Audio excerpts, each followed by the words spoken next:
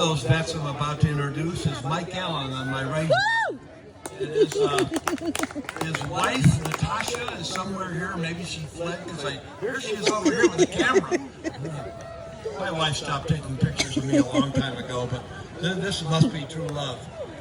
But I had the pleasure of meeting Mike, who's a vet participant and a volunteer, both with the Martinez program of Project Healing Waters, which actually started 5 years prior to the San Francisco program. In fact, it was the founder of the Martinez program that helped me and some others start the San Francisco program. So the bloodline flows in every direction, every which way. But I had the pleasure of meeting Mike on a trip.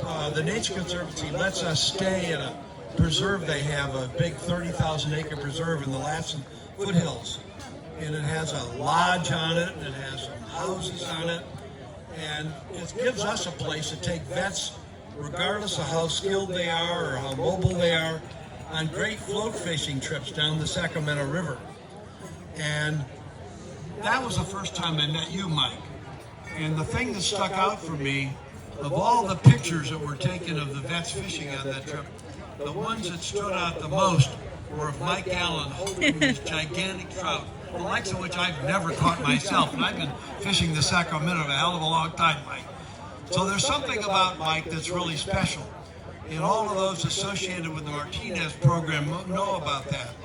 Mike, I don't know where you grew up. Did you grow up in the Bay Area? In Palm Springs. But he headed north first to go to Stanford and then to Cal, where he got a degree in political science.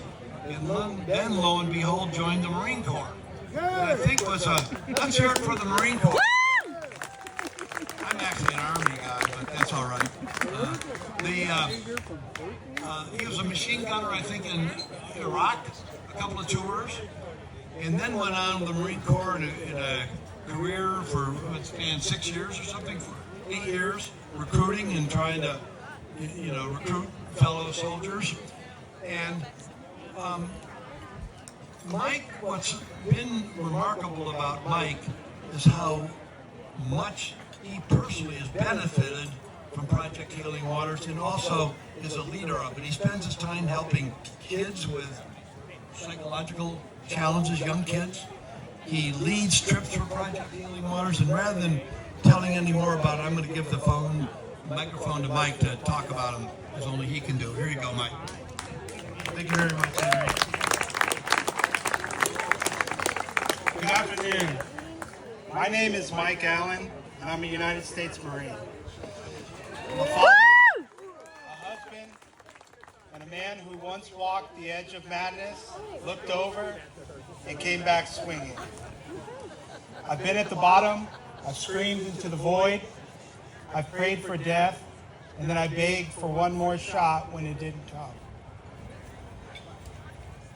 And I'm still here, scarred, shaken, but breathing. Not because I'm strong, not because I figured it all out. I'm here because pain didn't get the last word. Because when everything inside me wanted to disappear, something, some thread, some whisper, some flicker of light pulled me back. I want to talk about that flicker. I was trained to suppress. You don't cry in the infantry, you don't shake, you don't talk about the nightmares, you lock it down, load up, push forward.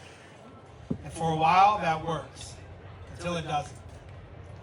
Until the battlefield moves into your head, until your own mind turns on you. After Iraq, I came home with invisible wounds. My diagnosis, post-traumatic stress disorder. I also have schizoaffective disorder, a vicious Molotov cocktail of schizophrenia and bipolar. But none of that tells you what it feels like, to be afraid of your own thoughts, to hear the hum of the street lamp louder than your own pulse, to see something no one else sees and swear that it's more real than the ground beneath your feet.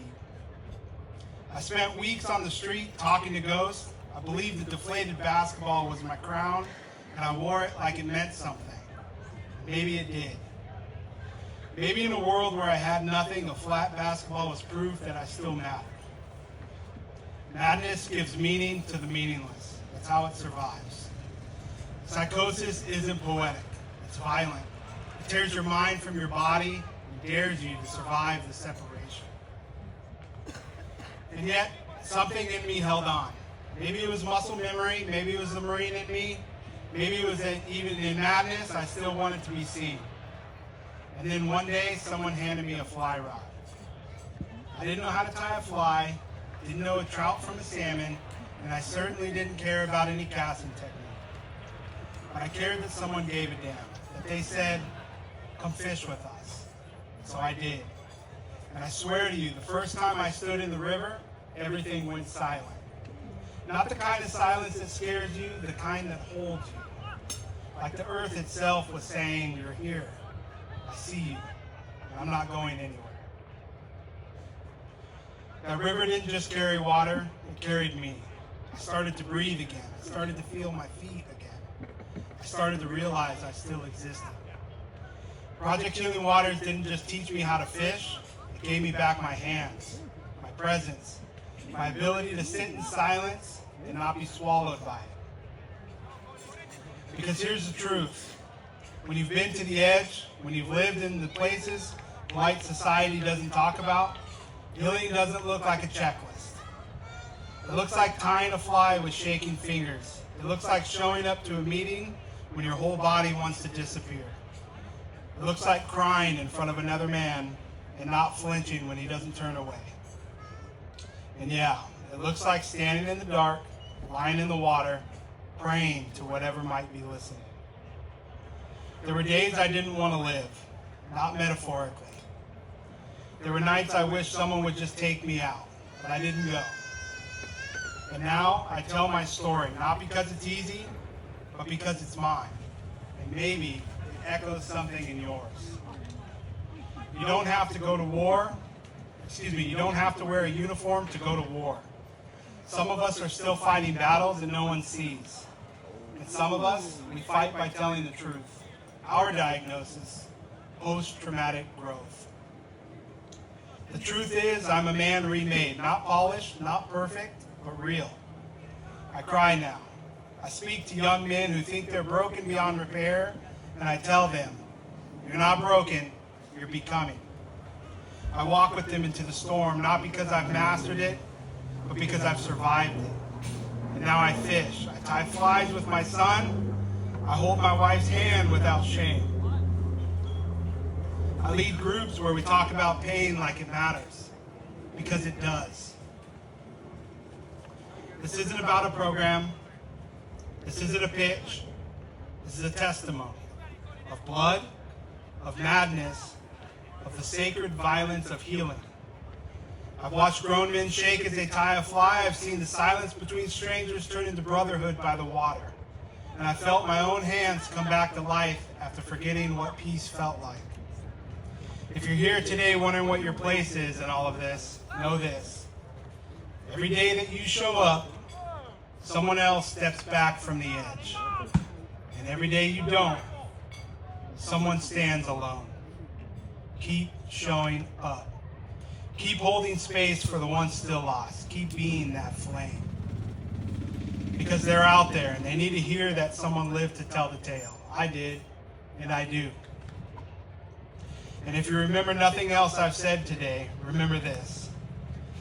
Somewhere out there, someone is standing on their own edge, waiting for a sign that it's worth stepping back.